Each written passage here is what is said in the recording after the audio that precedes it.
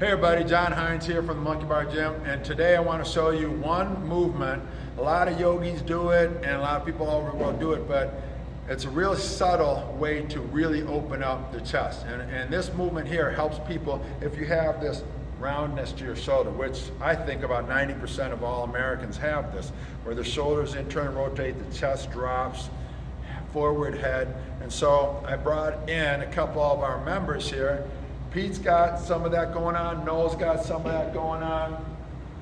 We mostly talk about Dana on here for bring up the average of the good looking on camera. So Dana's gonna do this with, but even Dana, if you look at her from the side, see the shoulders sort of roll that way.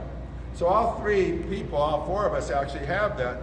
This is something, a simple movement that you can do at home or in the classes to help you improve your posture, and you'll feel a lot lighter. Chest will be lifted and your shoulders will sit back so that your shoulders even look more rounded after you do this, okay? So what we're gonna do, I'm gonna demonstrate it first. It's called Sphinx pose. You're gonna lay down here, hands flat. You want your forearms parallel to one another. And then from here, I want you to drive that index knuckle down into the floor, work the elbows in, and then from here, we're going to press them into the floor as we extend through the crown of our head. Now comes the fun part. We have to pull, because most people just stay in this position.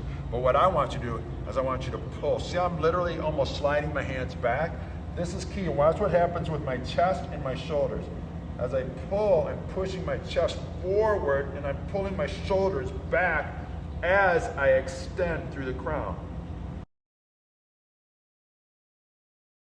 That's the key.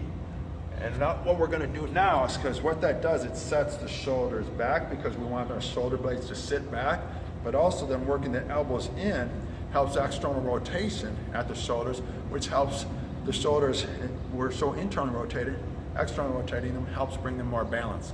So now all three of you guys lay down in the same exact position, and I'm going to show you guys how to actively get in the right alignment for this. Hands spread, index knuckle driven down into the floor. So as you can see, Pete, his shoulders are laying like this. And what we want is we want index knuckle flat, drive the elbows down, drive the elbows in. And you see a little bit of shaking going on, that's good. He's exposing weak links, and when weak links get exposed, they start to shake.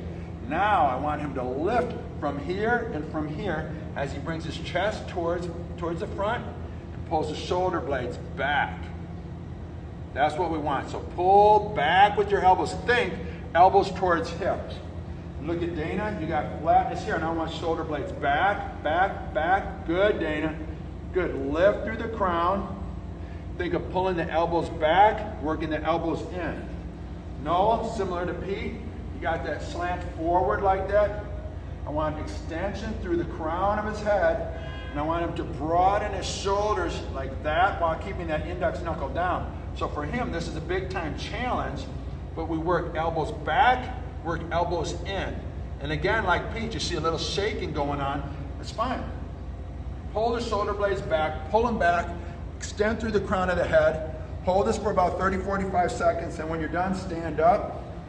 Okay guys, now that you've done Sphinx pose, your shoulders should be sitting better and your hips should be slightly more open again. So now let's go back and retest the original position for your wall back dome, and I'm pretty confident you're going to see huge improvement with less effort.